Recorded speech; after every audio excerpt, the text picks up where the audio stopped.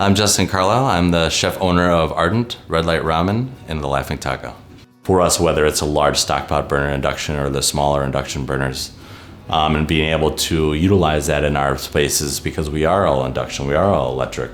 You know, there's a sense of some people will look at gas and, you know, it's a persona that you see this flame and it's burning onto a pot or a pan, but the reality of it before that heat absorbs into the pan is that it takes this amount of time for that to heat up. To me, with an induction, that it's extremely faster. And the precision on them, you know, on both sides of it. How fast that the heat will come up, so how fast that we can saute something or sear something. But then we will turn around and for, you know, especially our broths that are going 30 hours or 26 hours or 18 hours, depending on what we're doing, that we can set it and it's gonna be okay and we know that it's gonna stay at that temperature.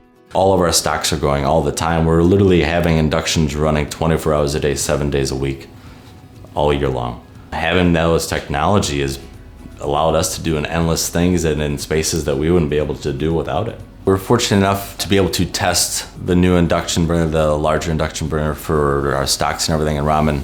The engineers would come out, go through step by step with us, learning this together.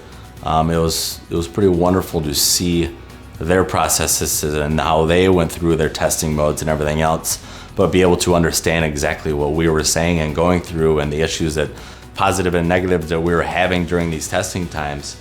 It was extremely wonderful for us and be able to see that and work with that together. All of it's been outstanding. It's easier to read, it's easier to do temps, it's easier to switch controls. These are very crucial equipment to us and they are, you know, our backbone of our restaurant.